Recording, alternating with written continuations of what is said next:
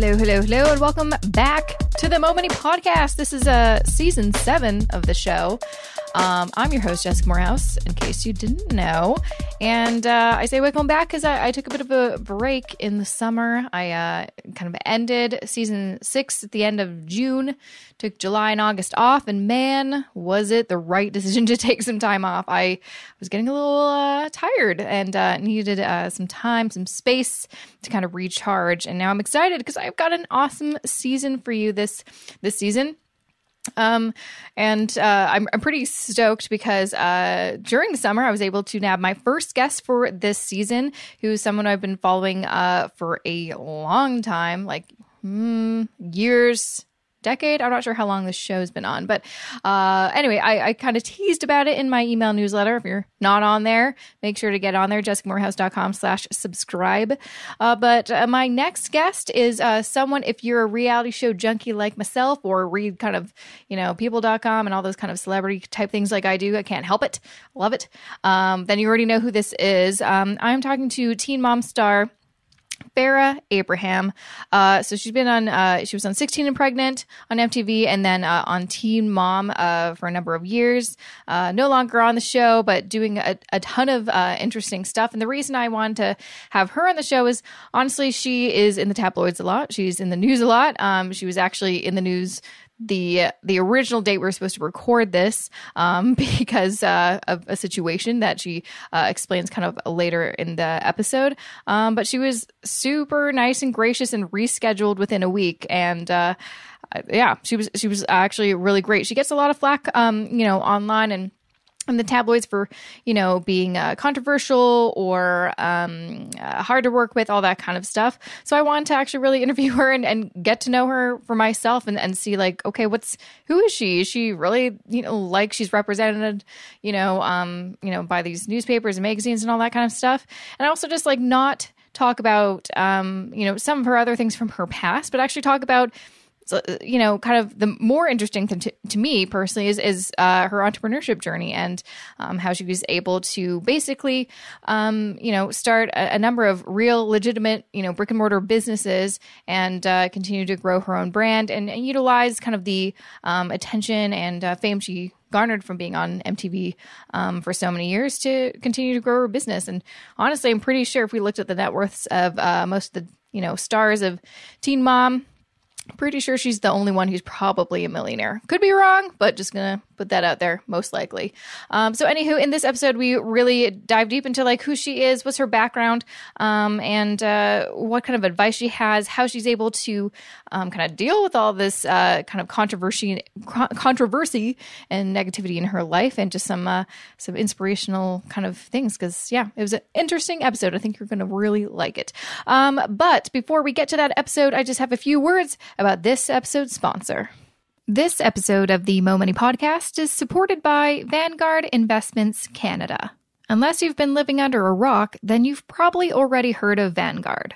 Vanguard is one of the world's largest investment management companies and is one of Canada's leading providers of affordable index ETFs and actively managed mutual funds. Not only that, you've heard me talk a lot about index funds on the podcast, right?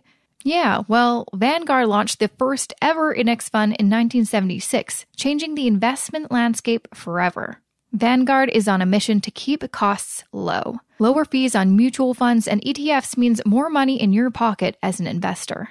There's even a thing called the Vanguard effect, which is when Vanguard sets up shop in a new country, like Canada, and they help drive down costs in the investment industry because no one can compete with their low fees. Since they opened their doors in Canada in 2011, the industry's average MER on ETFs went from 0.44% to 0.37%. That may not sound like a lot, but it actually equates to saving Canadian investors tens of millions of dollars per year in fees. I'm also a proud Vanguard investor myself, holding a number of their low-cost ETFs in my own investment portfolio. To learn what funds I hold and more about Vanguard Investments Canada, check out my blog post all about them at jessicamorehouse.com/Vanguard. Or head on over to vanguardcanada.ca for info on their funds, how to start investing, and how you could save thousands of dollars on fees by choosing low-fee funds for your investment portfolio. Once again, visit vanguardcanada.ca. Thank you, Farrah, so much for joining me on the Mo Money podcast. I'm stoked to chat with you today. Thank you for having me. Let's talk about money and entrepreneurship. I love that. Yeah. So you probably already know this. Huge fan of yours. Been watching Teen Mom since thank you. The beginning, which makes me feel really old because I'm like, oh, wow, that was a long time ago when this show started. And you're 27 now, aren't you? Yeah, I'm 27, just fresh off the private jet. Happy birthday. I know. I saw the photo. Happy birthday. Thank you. Thank you so much. Yes. And I am taking 27. It's like my lucky number. Mm-hmm. So yeah, I'm just working and continuing on with all that I do. Yeah. And you do a lot. So I did some research on you because I knew obviously from the show, you have a lot of businesses. There's a lot of things I didn't actually know. So, first off, obviously you're a New York Times bestselling author. That's amazing. But you have 5 total books. Woo. Yes. Wow. You have 3. I was so excited about that when that happened. Yeah, I bet. Like that's like, super bucket list goals right there. Beyond also obviously having your kind of online businesses and, influencer, reality star, stuff like that. What I found so interesting that was focused on Teen Mom was when and I think it was all throughout 2016, when you opened up 3 different retail stores. I would love to kind of start with that because I thought that was so fascinating that, it probably, I almost thought you would take the direction of like, okay, just building your online brand and business and stuff like that. Maybe have some products you sell on a website, but to open some like brick and mortar stores in Texas, that's like, you're not just playing around, you know what you're doing. Like that's not an easy thing to accomplish.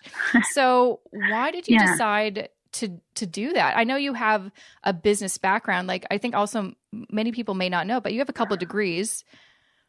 Yes, I do, in management and culinary arts.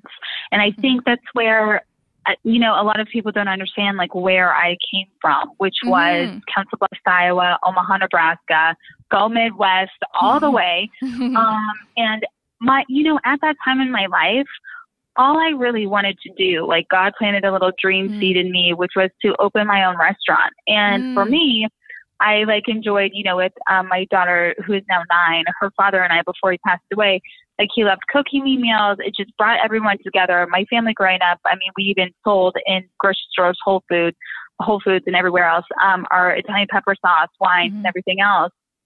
And so I grew up with some great food, loving this. If this was the only time we could get together was around food and get along, that's what I really envisioned. So I got my degree in that and I worked my butt off throughout filming the show, and which was so chaotic because people just treat you different while you're on TV and you're on magazines and people are seeing your personal life.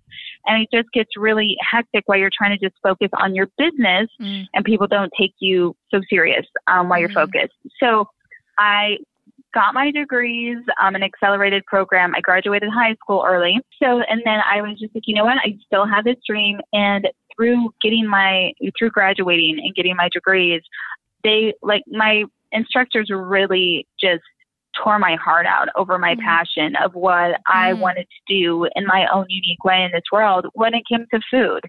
So I literally had to take a year off of everything. I didn't work. I didn't do anything. I moved to Florida and I was like, you know what? I'm going to pick up. I'm still going to find something in food service that I know I want to do. I can't tolerate how people are treating me from however they're perceiving me. So restaurant and handling all of that craziness. And my friends, they were owning restaurants at the time. They were saying, oh my God, people are still in my steaks out of my freezer. They're still on all this alcohol. I just deal with so much headache. And so I was like, okay, I can't handle that. I don't want any more headache, but I do want something that's good for families and kids. My daughter would love. And I came up with, maybe I should go get approved for a franchise in frozen yogurt. Yeah. And that's where my heart still was set, coming from the Midwest and Iowa. So I applied to do all the franchises, and Sweet Frog, you name it, mentioned all of them approved me, right? Because you got the money. So yeah, you're approved. But then they got all political, which was, oh, well, we don't know if all of our stakeholders will be okay with having a public figure part of this and owning this. So you know what? That pushed me even harder. I go, you know what? I have the knowledge, I have the schooling, I have the money, and you know what? I'm going to just create my own brand, and it's going to be better than theirs. So that's what I did was I created Froco, and my Koba, the puppy boba, our amazing mascot. We've been open for 2 years now, killing it, just having fun, taking over where we were. And God ended up sending me from Florida to Austin, Texas. I had tried to open up and to find locations in Omaha, Nebraska, and Iowa. There wasn't what I needed for this location. Like when I'm looking at schools and population and all these things that are so important on your brick and mortar location, it's super important. And then in Florida, a lot would be like $1 million. So I'm like, how am I going to be selling that much frozen yogurt? Yeah. So I ended up trying to search and do with the Census bureaus and all of their research that they have. I was like, what is most open to entrepreneurs, self-starters, and making it happen? So Austin, Texas popped up, and I ended up finding a suburb, Lakeway, where our stores, all three of the stores are. And Froco was the first one to open up. I found a second location, happened to get along with a commercial agent at the time, and bam, Froco was made. I had to sign the lease, and I had to open within 30 days. That was the craziest little stipulation I've ever had to deal with. Now I've dealt with crazier things. But so I literally called, got all the equipment open, figure out POS, consistently, hiring, firing, organizing, training. I tried to incorporate, as we saw on MTV's Teen Mom, my mother and my father. I spoke at South by Southwest Entrepreneur and Business Talks about Froco and all my stores here in Austin, Texas. So I've learned so much, and it's been such a thrill. It's been an exhilaration of a dream that I had just to try to utilize my college degree. Yeah. So I'm happy I can celebrate that moment. Yeah. So that's where we are with Froco. Yeah. What I loved about the show too, because it did show you opening the business and stuff. It's like, you didn't just you weren't one of those celebrities that just opened a business and then you kind of walk away. It's like you legit knew how to run that business and do every element of all the jobs, which for me, I'm like, I wouldn't even know where to start. I mean, obviously you have to do your research and know how to do that. And so to do that with Froco, okay, you know how to do that, but then you also have a children's clothing store and a furniture store. Yes. How do you know? Well, I'm kind of curious, why did you choose to kind of do two other very different non-food related businesses? And how did you learn how to, even start those? Because very different businesses, very different products you're selling. Yes. Great question. So I kept looking at this area where I found, a spot for Froco. And at the time, I had lived there for about 2 years. I was seeing and I actually built a home out there, and then I purchased another home, and I was, playing around with real estate too at the time. So that's why I met the commercial agent. One thing led to another. So now I'm looking around, and I see all these opportunities to, this community is booming. This community is opening up. It's growing. It's thriving. I see the plans for the next 10 years. So I see that there's this mall being built, and I see everything going in there, and I'm like, you know what? Maybe I can take on a bigger mall project. Yeah. And I looked into, I selected 2 spaces. I was starting out trying to, be conservative. And through this process, I tell you, no process is easy. You will not ever know what you're ending up with, I swear. They ended up switching these spaces after we started. I got my contractors, and I ended up doubling each space that I initially leased. Wow. So, that's a total change. And it's what? Yeah. Because that means you have more square footage to pay for. Yeah. That means it's okay, your business plan you submitted and got approved for it, which was very difficult in and of itself to get approved for malls, bigger, larger commercial malls these days. And I was just shocked, okay, I don't want to say no to a great opportunity, but wow, can I handle this?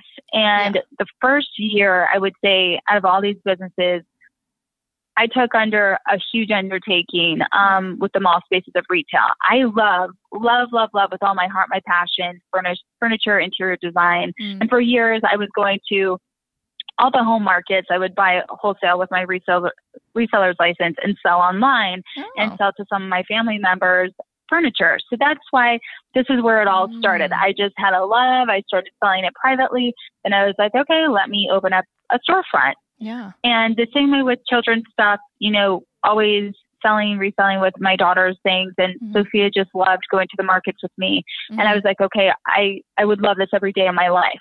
And that's how it really was with GrowCo as well. If I can spend the rest of my life running this store, running this business, and this is what I'd love to do. And that's the Iowa girl in me from day one.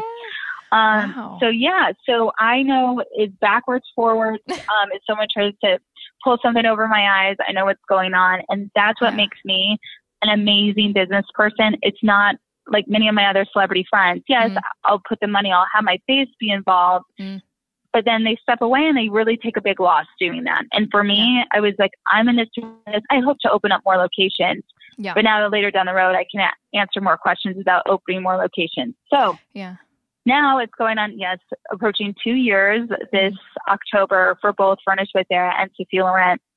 And it has been a whirlwind from the mall being sold to another company to now hotels are being built here. And there's so much growth still to come for this mall. But that's where you have to be aware of taxes, different liabilities, and you hope that you can, hustle. I always say is hustle that and make sure that your rent and you're covering your costs, those things like that, which I definitely have been just on top of because I was like, ooh, I look at this like a challenge rather than being bored with an everyday store. I really have some fun challenges ahead of me. Yeah. So it sounds like from you creating these different stores, you were really, and you were, doing the show and everything like that. It seems like you were putting plans in place. So if something happens, you're no longer on the show, you're going to be fine because you actually have legitimate business to fall back onto. Yes. Yeah. Legitimate businesses. I'm involved every week or if not every day, if I need to. To me, it's just, I kept hearing over the years, well, what are you doing? Just TV? And I have to say, when you are a top reality star, when you are a top national celebrity, literally, I travel the world for TV shows last year, this year. And it's just like, I don't really need to worry about what I do, but I have to say this, I'm beauty, I'm brains, I'm gifted, I'm talented, and I want to be respected as a business person. Yeah. And from now, once these stores are going and they're great now I'm merging into film, like screenplays, growing my portfolio and production, all the background spaces, not just being in front of the camera, but also creating projects. And that's what I love. Yeah. So I think I just balance. I'm just an entrepreneur. Yeah. I balance myself. I have a million things going on and I wouldn't change my life any other way, Yeah. And it sounds like a lot of that is driven by and correct me if I'm wrong, like the desire to have that financial security. And that's one thing I found in my life when I feel more financially secure, got money in the bank, got businesses, lots of different avenues where income is coming in, you feel more confident taking more risks, doing new things, but also saying no to opportunities that, if you only have one stream of income, like, if you're just on the show and that's your only source of income, well, you are in a situation where you can't say no if they're like, we want you back, or we're going to do a different angle, and you have to say yes because this is your only stream of income. Yeah. Well, that's an interesting topic. So I have seen in the past, I see all the time, doesn't matter if it's TV or some other field that I'm working in, people like to hold money over you or control you with money. And when it's your personal well-being and those things, I don't take light of that. But I have been fired and, given the opportunity to come back to MTV because they like to make me out one way and I'm really like the opposite. So it's always like a conflict of interest or politics. So I just said, you know what, if I can balance doing it all, so I don't have to pay attention to the things I don't like, even if it's like something I've been a part of, I go, if I just switch it around so it's like something feasible for me to do and time-wise and keep going and looks good on my businesses, my portfolio, my resume, then I'm like, I have no problem accepting it. But do I really need to do half the things that I did this past year? No. So that's why then I had to ask myself another question. So mine is like, hey, I can juggle it. Here's another question. Would I like to continue having negative people around me? I can make lemonade with lemons all day long. But when it comes to, my acting coaches are very, very much on this for me. They're like, you're not going to go to your full potential if you keep having those, sour lemons around you. Let's just, we don't need that even if we have time for that. Like, don't give your energy. So I just made it more serious, more concrete. I really just was like, you know what? It's been great. And I'm always going to keep things positive, but I can't control the negatives, and I don't really want the negative things hanging around me. And that's really, I look now this year, 2018, even though I was keeping some of that around, was that affecting my success? Like what I've been doing 20 more things than I did last year. So now this year I'm literally getting that freedom, and it's been great. Yeah, well, that was one of the questions. Now you're no longer working with MTV and on that show. Do you feel a sense of relief, and you're glad that that's the end of that chapter? You can move on and do other things? I do feel a sense of relief. Again, with those sour lemons, it's just like you can't have them around.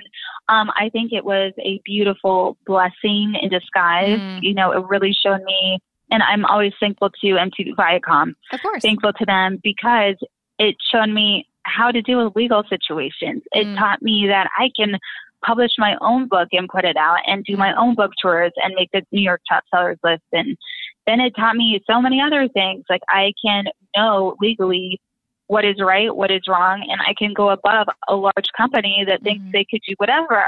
So there's eye-opening experiences to it all. And we were just the MTV Movie Awards like last week. So it was good. It was good to be back, see Viacom, and who knows, maybe they'll be releasing my first feature film of my biography, with the book that's done so well. And you never know. And now it's on audiobook, so we've been having so much fun with that. That was such a pleasure to make. I underestimated that process. It was truly, it was killer. It was emotional. It was a roller coaster. That's why that book's a classic. But so I love and I enjoy every, I would say, experience, fail, win, whatever it is, because I really needed that to be the best business person I can be.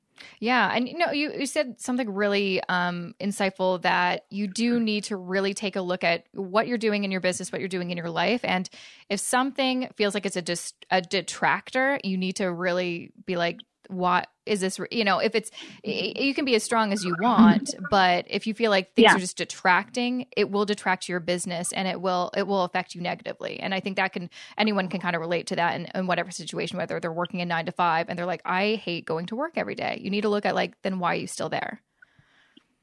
Yes. And I have a big rule for everyone who I employ. And I think this keeps your company culture as pleasant, as easy as it can be, and positive.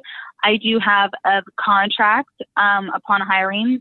We are not allowed to be watching my Instagrams, my this, my that. Knowing where the owner is not our responsibility. It's about solely like the social media of the store, the positivity, giving back to our customers, focusing on cleanliness and those things. Again, I don't like scheduling people or more than 2 people at a time at my stores. Luckily, I can get away with that. Because of the interconflicts while people are working together. And I just hold people responsible, being mindful.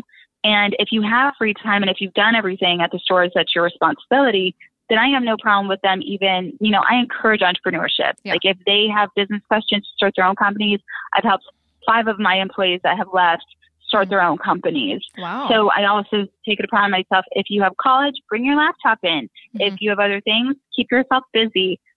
That's what I used to do, working on all of the other companies and other bosses who I were under when I was, 14, 15. And I started my own lemonade stand and was in like the newspaper in my area. Then I started my own little companies of the neighborhood, and I took over. So I have always been a hard worker, encouraging others to have these good skills and mind focus, so it's not dwindling down the drain, and just keep positive and going up. Brick and mortar can get stagnant. You're there every day, and hopefully at my stores, because it's so fun, bright, everything's new, different things each day and week, it doesn't get stagnant. But that's also, that's just one thing that we deal with in brick and mortar. Yeah, absolutely. I'm really curious, because it sounds like you kind of answered my big question. Is like, when I was watching the Teen Mom show, I was always really drawn to you because you seemed like the only one that was really taking an advantage of, the spotlight to grow your own businesses, which is, I think, more it's kind of sad when I see reality stars are on the show and then the show ends and then you're like, oh, what happened to them? And then there's the other ones that are like, oh, they developed something, they're doing something awesome. Why? I mean, obviously I see why you already had this entrepreneurial spirit. You always had this drive. So I'm assuming you kind of decided when this opportunity to join the show, you're like, oh, this might be an opportunity that I can use to help, down the road grow my career. Nope, I never thought that. Oh, no. Just so you know, I was really living in the moment at the time. Really? That's why I said, I have to say why I even have my frozen yogurt. I was coming from, that's why I talked about Iowa, Omaha, who I was dating, my family.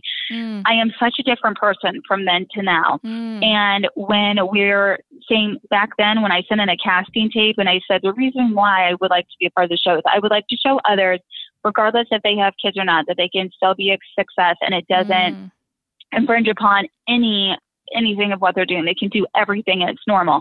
And indeed, I did everything as normal, but I also went above and beyond that. And my life gave me some unimaginable experiences, unfathomable traveling, all of this stuff.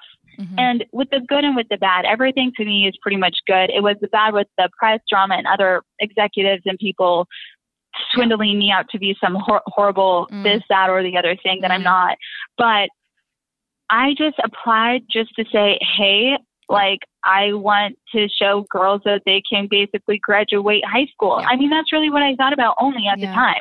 Yeah. And I did that with a grain of salt. It was the easiest thing. And I went right into college. So I think me, and then, I went through depression because I lost my daughter's father. So there's bereavement, there's depression. That just took my brain to a whole other thing. But through that, it made me focus on myself.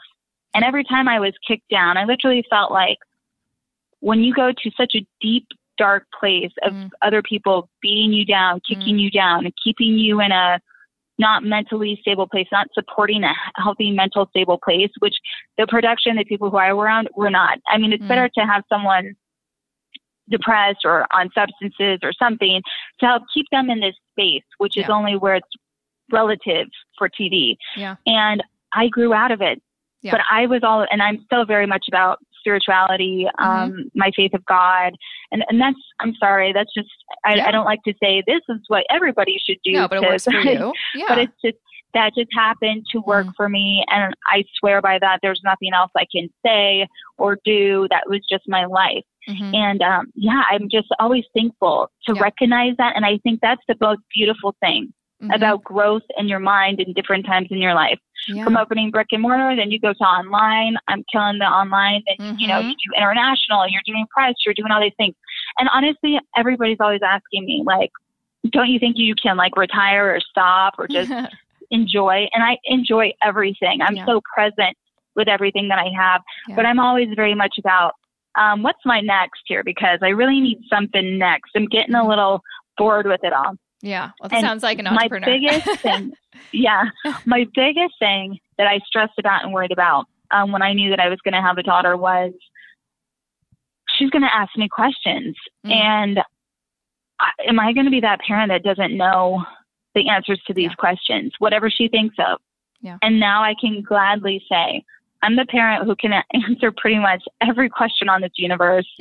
And easily done. And I can show her how to do things. I can guide her and I can give her the best life she can live. And to me, I mean, there was guilt along the way. There was like, am I making this right? Am I acting my age? Am I doing this? And now it's just a beautiful place where we are just so sound. And so to all the women, to all the men, and all the single parents out there who really are striving to say, what do I want for my career? Do I want to open businesses? Am I doing the right thing as a parent? It is, everybody goes through that journey and it's not an easy one. And it's just really a fun one to enjoy. And every day has a new challenge. Yeah. And I feel like it's hard enough to become an entrepreneur and a successful one at that, but to be a single mom and one who's so young, that's like another level. I'm really curious how you balance that. And also I'm assuming too, you've built a good team around you because you can't do everything yourself. So how did you do that? How did you know how to do that? Oh, wow. Okay. So the first question was, because the second one's like, oh, it's a big shocker. When I answer so the first one is about balance. How do you balance being a career woman and also a mom? Okay. I get this a lot. I simply don't have any expectations for my day. I literally make it as simplified and as easy as I can. And whatever pops up, I handle as it comes. And that's the easiest way I can handle all my successful businesses, me being a successful parent, and just keeping it fluid and going. Yeah. And I think we get so wound up in, oh, my hair, my makeup, I got to adjust right, I got to look great. You know what? I went through that phase and I was just like, okay, so if I get rhinoplasty, if I get my boobs, okay, then I don't need to look at myself. I don't need to think about my face. I don't need to do this. And I think, yes, if you're held back by anything mental or aesthetically about yourself, that's going to hold you back on your success. Like you got to get out of the bathroom. You got to get out of your house as soon as possible. I literally am the last one to bed and then the first one awake every day. I have a full day. I'm so fulfilled in that. So less about you and more about everything and what's going on in your future plans. Yes. And I'm sure a big driving factor too is even though you want to be successful, it seems like you're building this legacy for your daughter. Yeah. I mean, I'm streamlining any past you want. What is your ultimate kind of long-term career goal if you have one? What do you see as this is kind of something I would love to achieve in my lifetime? So my next project, and I would love to achieve in my lifetime, is having a film that I screenwrite, I direct, I produce, to be at the top in the box office. Yeah. And that's what I'm doing with my biography, my true story. And I feel like my life journey has been exceptional. It's definitely not everyone's. And there's so much inspiration and fun times and just good things to learn from. Doing this podcast, it's something to learn from. The book, something the film is in the next level. And I feel like with all the films and how they're all just blips of our memories, I feel like this would be, again, my audiobook is just ding, this is a classic. I can't wait to have my movie out. My book's like my best friend. When I read other psychotherapists, relationship, marriage, all those type of things of those books, my teenage biography hits on all of those points for older adults. And I literally laughed about this the other day when I finished reading another book. And I was like, all right, so I know that this will be appealing to all ages when I come out with the film. So I'm doing a lot of research and making sure that it is amazing for everyone. And it does very well in the box office. Yeah. Another question I have, and I probably should have asked it earlier, but you kind of mentioned, you have had been faced with a lot of challenges. That's putting it lightly. How do you, and especially, it's got to be hard. You're in the public eye. I think it's also hard when you're in the public eye, you're a reality star and you're a woman. How, it's obvious you have dealt with a lot of challenges. How do you deal with them? I think a normal person would not be able to deal with all the flack and negativity that's out there, but you keep just pushing forward. How do you do that? Yes. And how do I do that? I always ask myself, how do I do this? What is self? And again, I have to go back to God. God, I have my affirmations I repeat every day. I pray every day. I have to go to church on Sundays. It's just my thing because I need to recharge. I literally walked off a plane and had a gate agent attack me, call a police on me, and say that my child wasn't my child, who I walked off the plane with. Oh my gosh. So there's a lot of crazy, upside down. I've seen the worst and the worst of people on this planet. And I just say this. I'm a fighter, number one. I'm above all blame, which is all BS, literally, because half of everything, even when I was just all over the news the other day claiming that I was arrested for battery and trespassing. I'm like, what? Yeah. I'm like, wow. I'm shocked. And then I wasn't arrested, no mugshot, no nothing. And I had people testing me. And, if there's no celebrity face, then there's really no case, and that wouldn't happen. And when people are, brought out and put out in public saying you targeted somebody who's well known, they want to act like they didn't do that. Yeah. So how do I get through some outlandish, unexpected, crazy things and then have the people thinking the worst of me? I just stay true to who God made me. Yeah. Like that's all I know. I've known that since I've been little, and I've known that since today. And all I can say is I have no show to put on in my real life. My real life is way better than my reality TV persona life, whatever they edit. And I really hope to just use that for the greater good, which I have, which shows. And that's just so amazing. So I don't know.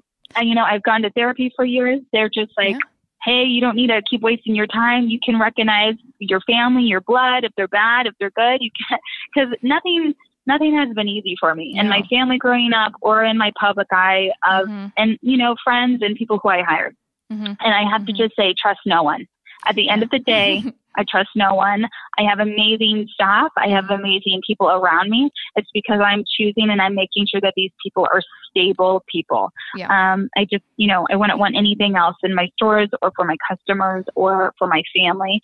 And I think we just have to monitor every day or every week. Is this person good? Am I recognizing? Am I still on my toes? We always need reminders. And that's why I love my books and I love everything I do. And I think one thing too that a lot of people can relate to is, everyone has shit in their life. Like everyone has, and you haven't had an easy ride of it compared to a lot of people, but you can, do one of two things. You can either just succumb to all of this and just throw your hands up, be like, fine, or you can fight it and be like, no, that's not who I am. That's not an accurate representation. I know who I am. I trust myself. And having that solid foundation of, I know who I am. I know what my values are.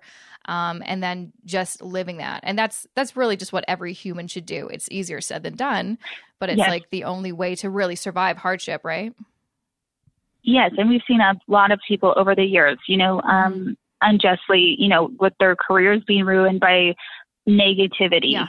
And so that's what I am definitely striving to overcome even this week. It's just, I am not allowing anything to stain on my career. So what? It's like, oops, I'm not paying attention to that because that's really not valid. And I think we just need to say, is that valid? No. Okay. Well, then I got to go. And you just keep on. So that's the power in you, and don't ever lose your place of power. So before I let you go, there's a couple of just questions that I don't know if anyone's asked you on air, but I would love to know. So first, you're very driven. What do you have a favorite maybe motivational or entrepreneurial book that you'd like to recommend? I would just like to recommend My Teenage Dream Ended.